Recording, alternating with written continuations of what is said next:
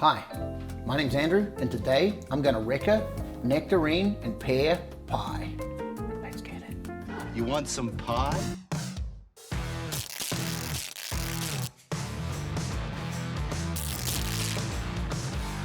Last year, some of our amazing neighbors brought over some pears and nectarines. The nectarine is the snobby cousin that got upgraded in the family to the peaches. And they were really amazing, high-grade flavor fruits. And I was thinking to myself, what if I swapped out, instead of making a traditional peach and apple pie, what if I swapped out the apples and had pears instead?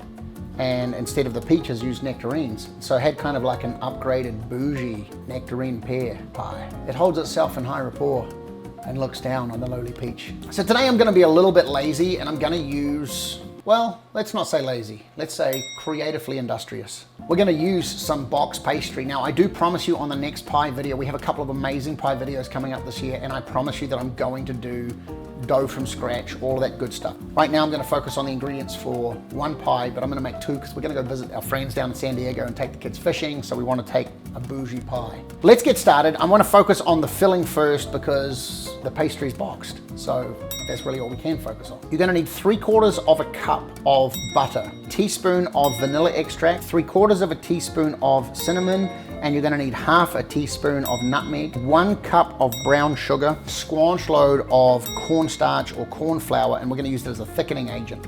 Here for one pie, I have 5 large pears and 5 large nectarines. Let's go.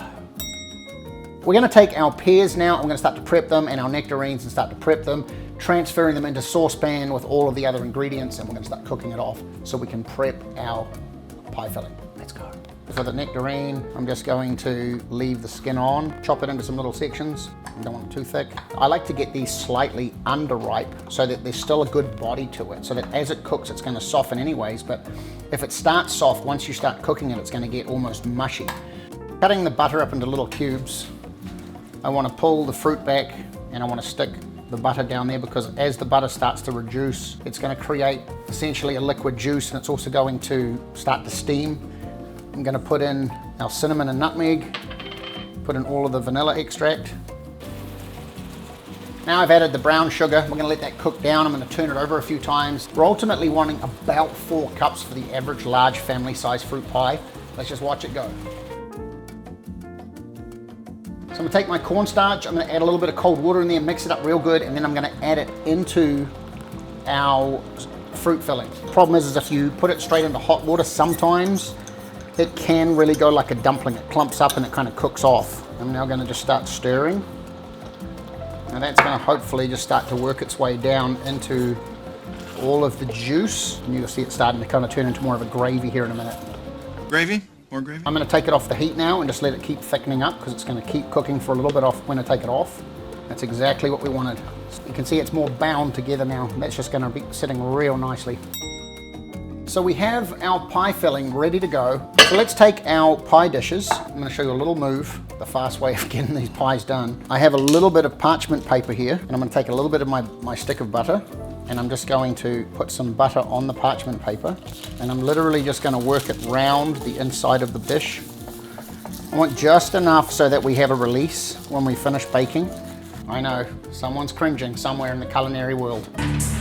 Like I usually do with all my other pies, I'm just gonna try and work that around like so. We're gonna take the pie filling. You should have about 4 cups of pie filling to fill the average pie, which it looks like I've hit the money right on the head. In an ideal world, let this cool down completely before you put it in, but today's not an ideal world, so we're going straight in. So there you have a perfect situation there. And as it would happen, I have one that I prepared earlier. I've been cooking alongside of this dish. It's slightly different. This is a little less thick, so we're gonna see which of the two actually come out on top. So then very, very simply, we're going to open up top piece, and we're gonna lay it over the top like so. And as you've seen me do before, I take this and I'll fold it down behind.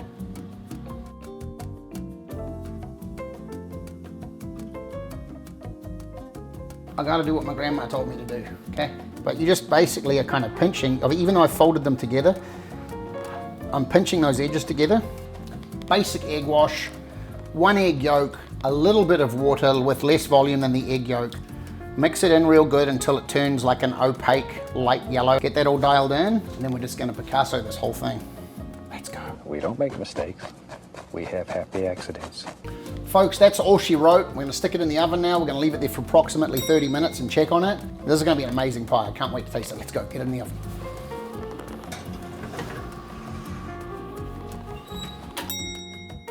All right, let's bring our whipped cream together, which is the perfect accompaniment for our nectarine and pear pies. And one of the last recipes I talked about, I came through Buc-ee's, which is a famous, like, you can't even call them gas stations. They're like tourist centers or something like that. They're massive. I grabbed some peach butter as well because I wanted to play around with it in some recipes. So what I've done is I've heated it up. I want to kind of incorporate that into the cream when we whip it. So let's see how that goes. I'm gonna let that cool down.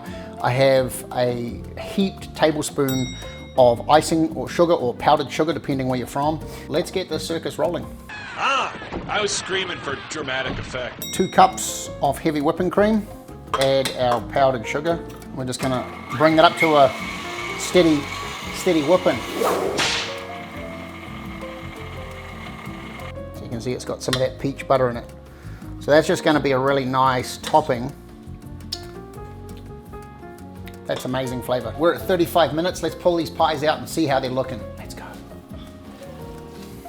Yeah, look at that. That's just straight fire. Here we are 20 minutes later, 1 second for you, and the pie has had a chance to start to cool down. It's still very warm. What do you think this pie looks like? When I pull it out of the dish, it may not look picture perfect, but it's gonna taste flavor perfect. So let's go and we're gonna cut it.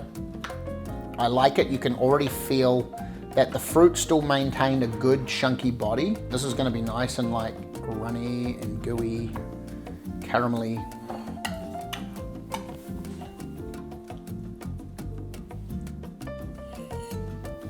Wow. Instead of just taking a spoon and dumping the cream on our pie, I'm gonna try and see if I can makeshift pipe this pie.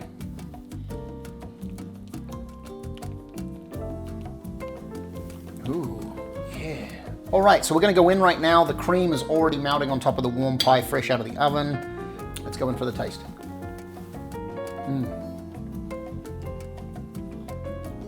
Pastry is exactly where you want it to be. There's not a very strong flavor that's just super loud and obnoxious. It's just like this confident, subtle flavor of that stone fruit nectarine with the pear. But I would strongly encourage you, make this at home. It's super easy. You can buy the pastry. Honestly, guys, this is a phenomenal dessert that will impress. It's not too loud. It's not too rich. Told you to trust the pie.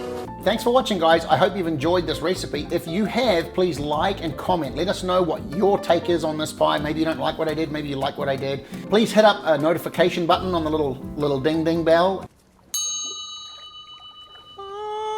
And if you haven't already, please subscribe. So we'll see you next week. Thanks a lot. Have a good one.